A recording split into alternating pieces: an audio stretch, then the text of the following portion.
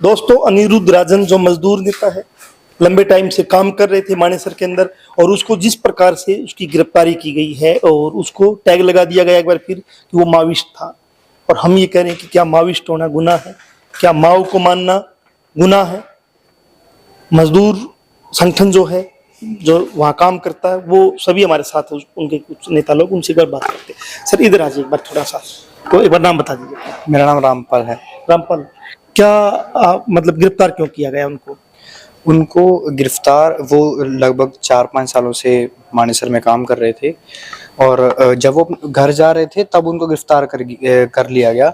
गिरफ्तार तो हमें यही लगता है कि जो लेबर राइट एक्टिविस्ट हैं, जो ह्यूमन राइट एक्टिविस्ट हैं, उनकी बस यही गलती है कि वो ह्यूमन राइट के लिए लड़ रहे हैं, मानव अधिकारों की बात करते हैं कि भाई उनके साथ जो गलत हो रहा है वो नहीं होना चाहिए, सरकार द्वारा जो किया जा रहा है। जो मजदूर हैं, मजदूरों के साथ में हम जानते हैं कि जो आने वाली जो ताकत है वो मजदूर है, क्योंकि लगातार किसान भी मजदूर बन रहा है और कोई जो मिडिल क्लास बंदा है वो भी मजदूर की श्रेणी में बढ़ रहा है, लगातार मजदूर ही बन रहा है। जो आने वाली पीढ़ी है वो भी मजदूरों में ही लगभग मजदूरों की गिनती में ही ज्यादा बढ़ रही है, मजदूरों की गिनती।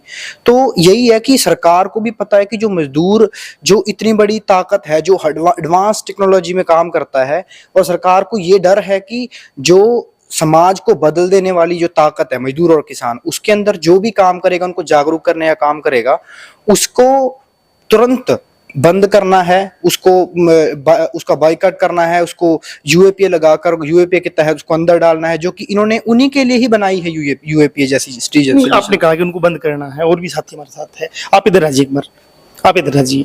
संगीता हमारे साथ है। संगीता काम करती है मजदूर आंदोलन में, और सवाल ये है कि जो कारपोरेट की लूट है, उस लूट के खिलाफ जब मजदूरों को कोई जागरूक करता है कि आपकी लूट ये मालिक कर रहा है, तो उसको सरकार जेल में डाल देती है। तो कैसे काम करते थे राजन, जिसको गिरफ्तार कर लिया गया? देखिए, मैं अभी लगभग 10 महीने से वहाँ पे काम कर रही हूँ। इससे पहले ये साथी लोग काम करते थे, पर जितना मैंने उनके साथ में काम किया उसमें यही देखा कि एक ऐसा लड़का जो सीए जैसी मतलब प्रोफेशन को चुनता है और कॉर्पोरेट जॉब में आके उसको छोड़ करके फिर मजदूरों के जो बदतर हालात हैं उन हालातों के साथ रहते हुए वहाँ पे काम कर रहा है। और वो उसके अंदर वो लगन थी कि उसे मालूम है कि हाँ, हम अभी जो काम करें ये हमारे लिए नहीं होगी ये व्यवस्था, अगर बदलेगी वो व्यवस्था तो जरूरी नहीं है कि 2 दिन 4 दिन या 4 सालों में बदलेगी, उसको वक्त लगेगा।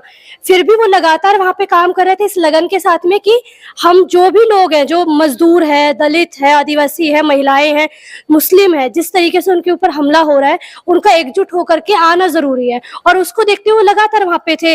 वो कई सारी जो वहां पे जो मारुति सुजुकी एक जो कंपनी है, वहां का जो गुंडा है उसने पर्चे बांटते वक्त उनको धमकी दी।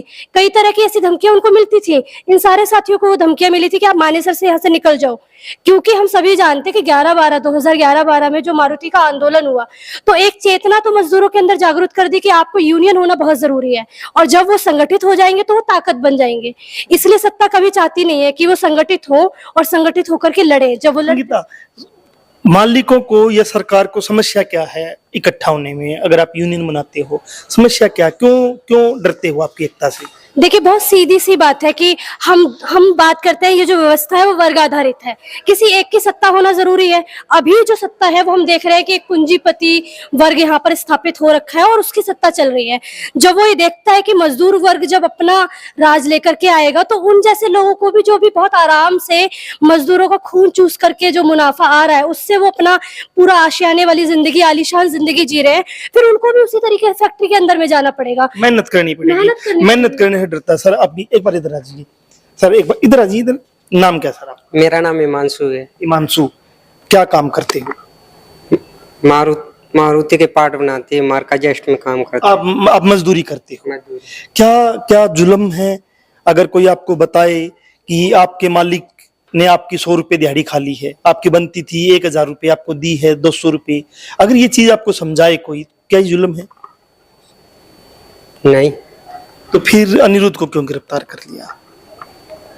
वो सरकार चाहती है ना को जो सत्ता है को, सरकार कभी भी नहीं चाहेगी, सत्ताधारियों के पक्ष में रहती है सरकार, मालिकों के पक्ष में रहती है। उनको जो पैसा मिलता है, मुनाफा चंदा मिलता है, इलेक्शन और जो कुछ भी है वहीं से सब पैसा मिलता है, इसलिए नहीं चाहती है सरकार कि मजदूर इकट्ठा हो। हाँ मजदूरी इकट्ठा तो हो। सर आप यहाँ तो क्या कहना चाहोगे कि एकता से क्यों डर रही सरकार, या ये मालिक लोग क्यों डर रहे हैं आपकी एकता से? एकता से इसलिए डर रहे हैं ना कि अगर एकता में हम आएंगे तो हम बहुत कुछ कर सकते हैं। मजदूर है जो अपनी आवाज़ उठा सकता है, अपने हक को मनवा सकता है।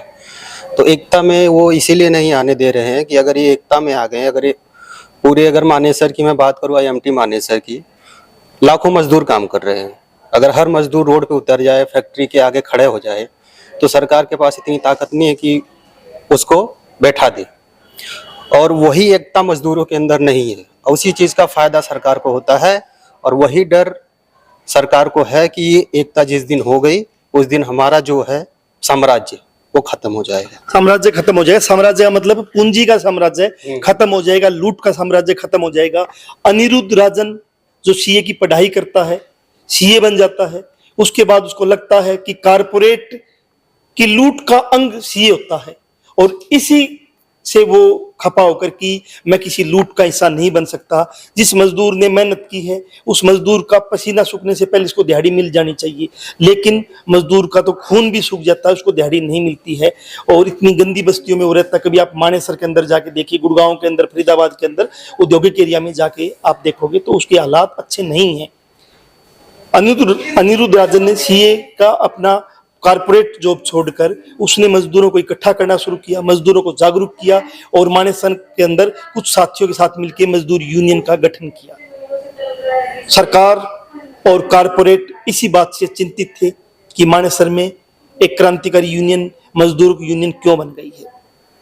इसलिए घर जाते हुए उसको गिरफ्तार किया गया और उसके साथ माओवादी टैग लगा के, भूमिगत माओवादी टैग लगा के जेल के अंदर डाल दिया गया।